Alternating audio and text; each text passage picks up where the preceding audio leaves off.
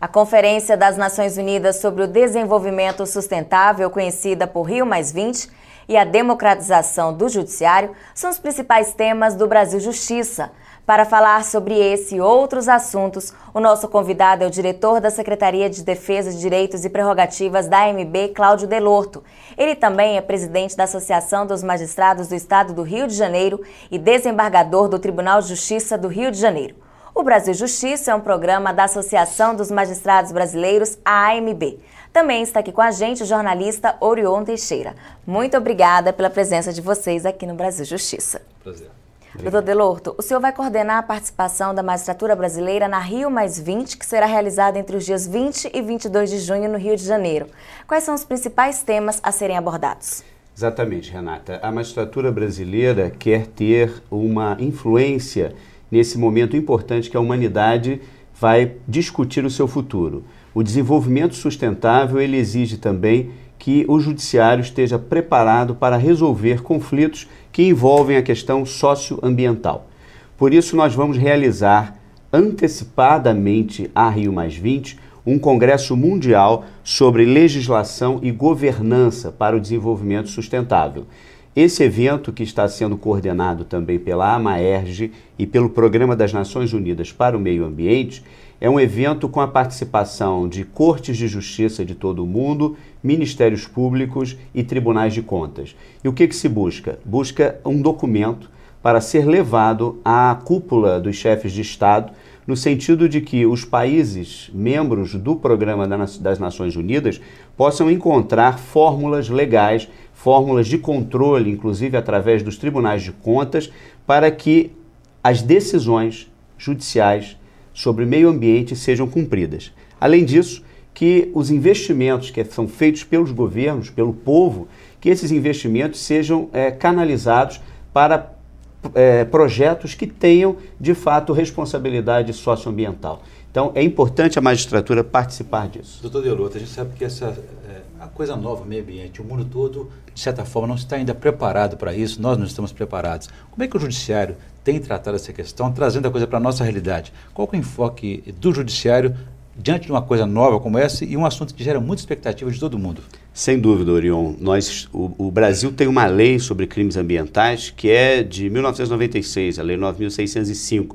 E desde então o número de processos envolvendo questões ambientais não cresceu tanto. Ou seja, nós temos uma legislação, nós temos a possibilidade, inclusive, de decisões judiciais para recompor esses danos ambientais, mas nós temos uma dificuldade muito grande em fazer com que essas decisões sejam executadas.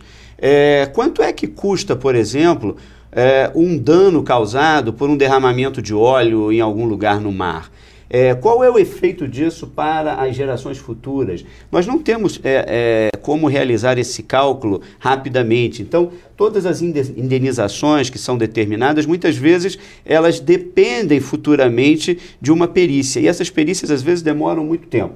Então, o que nós buscamos hoje é encontrar mecanismos que possam prevenir o dano, atuar antes que o dano ocorra. Isso incumbe principalmente ao Ministério Público e hoje a grande novidade, a meu ver, que é a sugestão que vai ser levada aos chefes de Estado na Rio+20, a intervenção dos tribunais de contas, porque os tribunais de contas podem, inclusive, se opor à realização de um projeto, de um investimento público que venha a causar dano ao meio ambiente. Então, na sua opinião, esse quadro precisa ser modificado? Sem dúvida. E eu acho que nós, a magistratura, com a sua experiência acumulada já de vários casos, o Ministério Público, através da experiência com vários inquéritos que foram instaurados ao longo desses anos, e agora, com a ajuda dos tribunais de contas, eu acredito que o Brasil possa dar um exemplo e dar sugestões, esse é o objetivo principal da nossa intervenção, dar sugestões para que o mundo também possa encontrar mecanismos para solucionar esses conflitos socioambientais. Na dúvida, doutor Delorto, tudo que se fizer tem que ser feito em nome da natureza, é o chamado indubio pro nature. Tem prevalecido isso no meio jurídico? É o princípio, né? Mas muitas vezes o princípio ele cede às vezes a interesses, né? Interesses econômicos, interesses corporativos, interesses políticos. Como acontece em outros processos. Sem dúvida, e eu acho que não só no Brasil, eu acho que o Brasil a meu ver, caminhou muito bem nessas questões. Eu acho que nós temos um Ministério Público muito empenhado, temos um Judiciário também muito empenhado na solução dessas questões ambientais, mas o que falta é, talvez, mecanismo para a execução, muitas vezes, das decisões judiciais. E esse indúbio pro natura, ele tem que ser também levando em consideração que o desenvolvimento que se busca é um desenvolvimento sustentável. Sustentabilidade com avanço econômico e com uma legislação que seja transparente, uma legislação que não surpreenda os parceiros e principalmente parceiros internacionais que venham a investir no Brasil. E eu acho que o Judiciário brasileiro está preparado para dizer ao Brasil e ao mundo que no Brasil haverá um controle desses riscos ambientais, mas que nós queremos um desenvolvimento sustentável. Muito obrigada. No próximo bloco, o presidente da Associação dos Magistrados do Estado do Rio de Janeiro e desembargador do TJRJ, Cláudio Delorto, vai falar sobre a democratização do judiciário e a proposta da AMB de eleições diretas para presidentes de tribunais. A gente volta rapidinho, não saia daí. A Escola Nacional da Magistratura, a AMB e a PUC-Rio realizam um curso Humanismo em 9 lições, que vai oferecer um painel das teorias fundamentais para a compreensão e aplicação do direito. Serão oferecidas 30 vagas aos magistrados associados à AMB, no curso que vai acontecer de 9 a 13 de julho. O local ainda não foi definido. Não perca! As inscrições terminam no dia 4 de junho no site enm.org.br.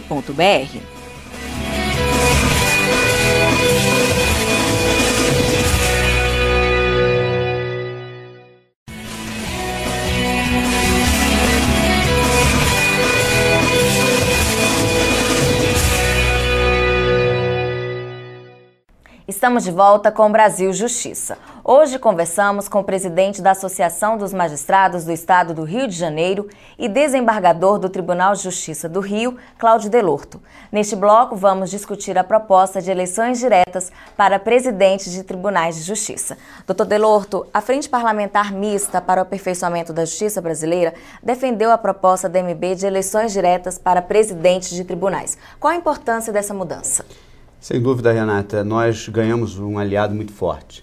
A Frente Parlamentar Mista vai nos ajudar, já apresentou uma proposta de emenda constitucional que coloca o juiz de primeiro grau, em posição de efetivo membro do tribunal. O juiz hoje ainda é considerado como uma pessoa que não integra o Tribunal de Justiça.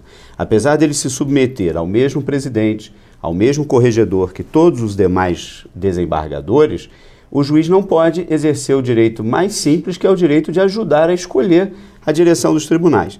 Essa é uma luta da AMB de muitos anos, do movimento associativo, das associações de magistrados de todo o Brasil, e que nós acreditamos que está caminhando numa direção muito boa, que é de permitir que os juízes, de fato, possam contribuir para o aprimoramento, através da democratização interna do judiciário, o aprimoramento da gestão e o aprimoramento, inclusive, da aplicação dos recursos financeiros dos tribunais. Doutor, para ficar claro para nós, como é que funciona hoje, como é que é esse processo de eleição? Quem pode ser o candidato, quem escolhe? E em caso de mudança, qualquer um pode ser candidato?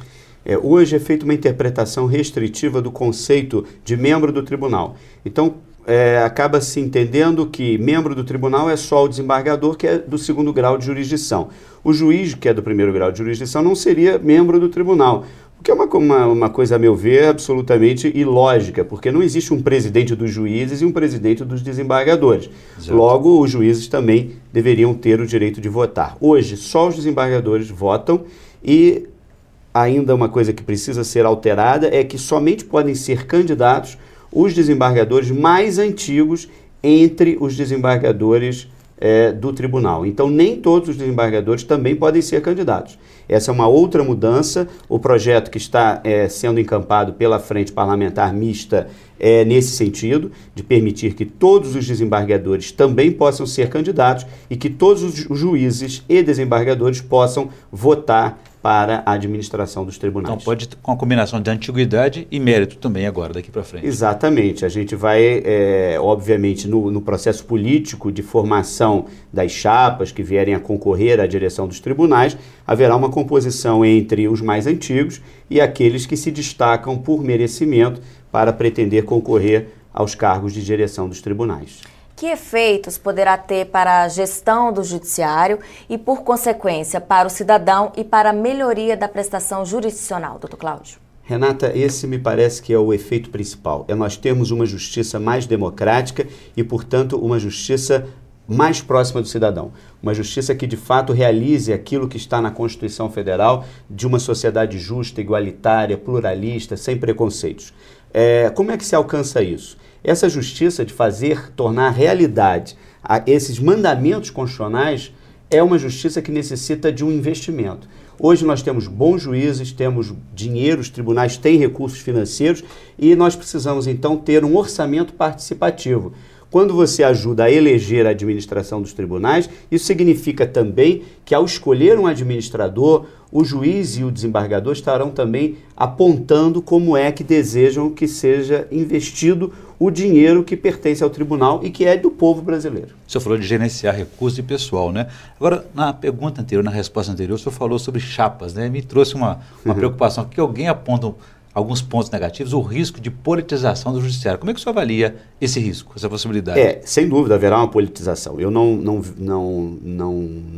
afasto a possibilidade de nós termos um debate político mais acirrado. Só que isso, a meu ver, é proveitoso. Ou seja, nesse debate político vão surgir discussões sobre como gastar o dinheiro, por exemplo. Onde investir? É para construir um fórum novo na comarca do interior, atendendo o povo, melhorando as condições? Ou é para construir um prédio moderno, só que atenda aos próprios desembargadores ou aos próprios juízes? Então, a decisão sobre o investimento, ela vai passar pelos programas das chapas que podem concorrer à direção dos tribunais. Então, essa politização... Ouvir os juízes que estão lá no interior também. Ouvir o juiz, e o juiz é que está mais próximo, né, Orion? O juiz é que está ali ouvindo as testemunhas, a senhora que está com problema de saúde, que precisa de um medicamento, aquele senhor que está com a sua pensão atrasada, com a sua aposentadoria defasada, que teve um acidente de automóvel. Essas pessoas é que precisam ser atendidas pelo juiz. O juiz é que conhece o drama de cada dia das pessoas desse Brasil.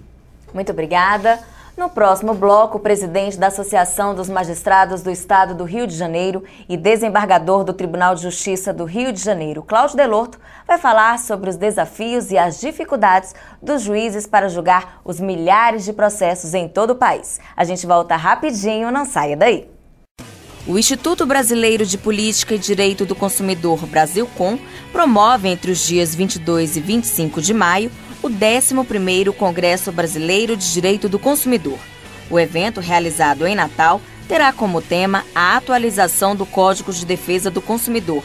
600 vagas estão disponíveis e as inscrições podem ser feitas no site brasilcom.org.br.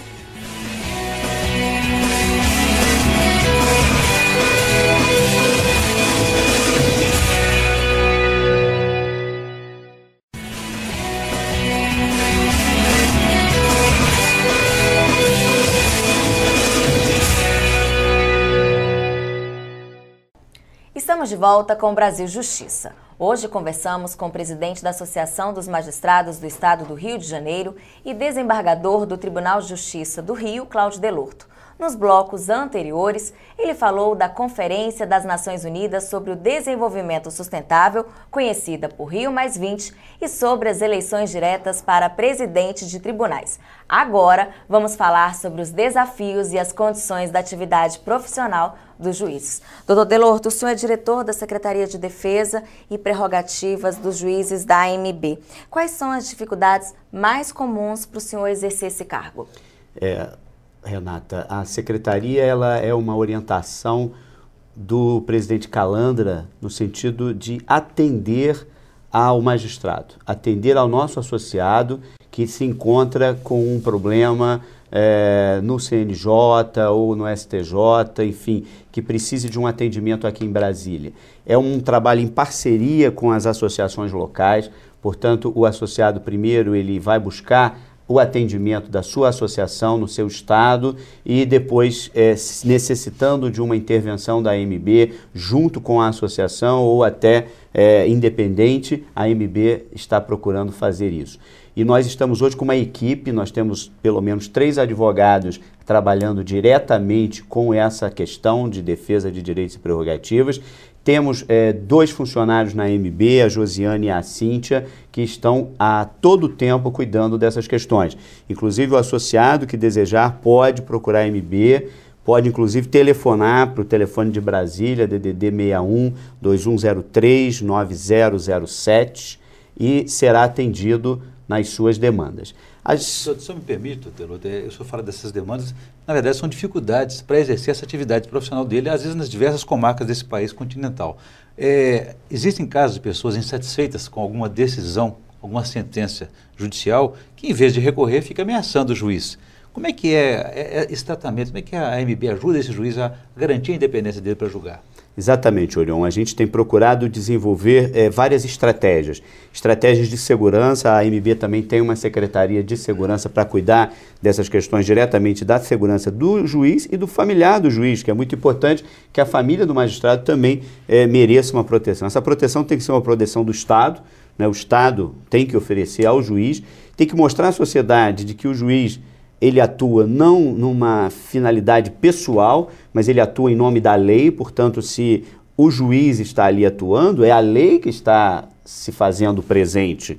Então, o Estado tem que garantir ao juiz, o Estado de Direito, garantir ao juiz a tranquilidade, toda a possibilidade de gerenciar a sua atividade jurisdicional com segurança, com qualidade de trabalho. Agora, apesar disso tudo, muitas pessoas, como você disse, acham que o juiz atua em nome pessoal e que se intimidar o juiz, a decisão vai ser diferente. Então, é para esses casos que a AMB tem se voltado, procurando mostrar ao juiz que ele pode contar com a sua associação, que a associação vai buscar os meios necessários para dar essa tranquilidade ao magistrado, exigindo do Estado, exigindo dos governantes, dos órgãos de segurança que assegurem ao juiz essa tranquilidade para trabalhar. E, ao mesmo tempo, dizendo à sociedade que o juiz está ali para pacificar as relações sociais. Ele não está ali atuando em interesses pessoais. Além disso, nesses processos que eventualmente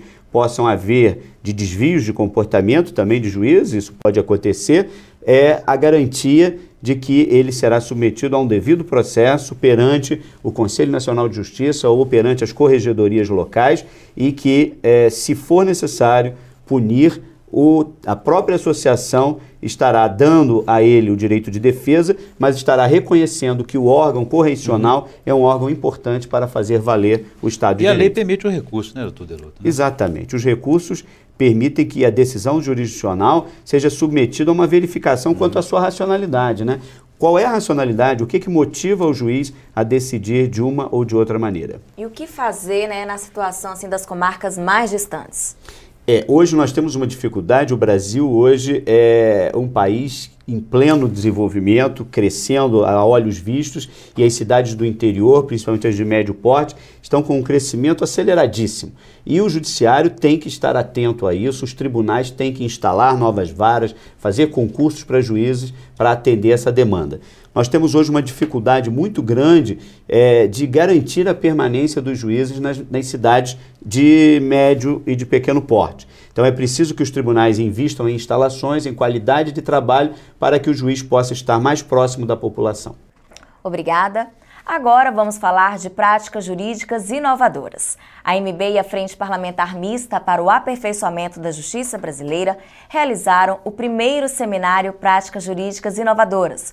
O evento, que teve como objetivo divulgar e valorizar as práticas exitosas desenvolvidas nas diferentes comarcas brasileiras, ocorreu na Câmara dos Deputados em Brasília. As ações de sucesso desenvolvidas pelo Judiciário nos Tribunais de Justiça do Distrito Federal, de Minas Gerais e de São Paulo, com o objetivo de aprimorar a prestação jurisdicional, foram apresentadas no primeiro seminário Práticas Jurídicas Inovadoras, realizado pela AMB e a Frente Parlamentar Mista para o Aperfeiçoamento da Justiça Brasileira. Foi excelente, os colegas falaram sobre as práticas inovadoras pelo Judiciário, que é muito mais do que a medida legislativa que é necessária muitas vezes para dar vida a essas práticas inovadoras. Muitas práticas dependem de uma lei que deverá ser criada aqui a nível de Câmara e Senado. E há várias reivindicações que a magistratura colocou aqui na mesa da nossa frente parlamentar mista, que são de interesse da população brasileira. Código Penal, Código de Processo Penal, a eleição direta para os presidentes dos tribunais, com democratização, e viemos cobrar aqui na frente a promessa que a base do governo fez de nos ajudar a tornar concretas essas aspirações da magistratura, especialmente em relação ao PL 7749, que tramita aqui na casa, e outros projetos de interesse da população. Na primeira apresentação, a juíza do TJDF-T, Leia Martins, enfocou o tema justiça restaurativa como uma proposta de política criminal para o sistema de justiça criminal tradicional. Nessa proposta, o que eu apresentei aqui no seminário foi a importância da justiça restaurativa, a importância da justiça restaurativa em relação à vítima, o infrator e a comunidade, mostrando que no sistema tradicional, esses atores, que estão diretamente relacionados ao conflito, não são percebidos e eles não têm a oportunidade de dialogar e refletir sobre o próprio conflito. Em seguida, foi a vez do juiz João Batista Galhardo Júnior, que falou do Núcleo de Atendimento Integrado desenvolvido pelo Tribunal de Justiça de São Paulo. Apresentamos uma ideia de que a união de esforços é que traz bons resultados. A integração dos órgãos e das instituições públicas e privadas de uma comunidade que juntos trabalham de forma articulada no sentido de proporcionar ao jovem infrator uma ideia de ressocialização, sem dúvida esse é o caminho para reduzir a violência praticada pelo adolescente infrator. A última a se apresentar foi a juíza Ângela de Lourdes Rodrigues, que falou do funcionamento da Central de Conciliação instalada em setembro de 2002 em Belo Horizonte. A importância da família para o judiciário, o respeito que o judiciário tem pelos conflitos familiares e a proposta do judiciário de construir uma solução para construir uma sociedade mais democrática, mais fraterna e uma família mais consolidada.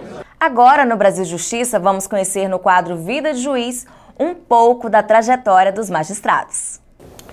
Meu nome é Elvésio de Brito Maia Neto, eu sou juiz de direito no estado de Tocantins. Atualmente estou como juiz convocado do Tribunal de Justiça do estado. Eu escolhi a carreira da magistratura por amor à causa da magistratura, por dedicação a essa causa da magistratura, e creio que todos que vestem a toga vestem com a consciência de que a magistratura é um sacerdócio e, portanto, nós temos que exercê-la com seriedade, com bastante responsabilidade e de forma criteriosa. Ou seja, o magistrado, para seguir a carreira, o meu conselho é que ele, primeiro, estude, e estude de forma consciente. E, em segundo, pense, reflita se tem vocação ou não para ser magistrado. Isso é importante, porque às vezes a pessoa escolhe a carreira da magistratura e não pensa na questão da vocação. Agradeço a presença de vocês aqui no Brasil Justiça. Prazer. Muito obrigado. O nosso programa terminou. Muito obrigada pela sua companhia e até o próximo.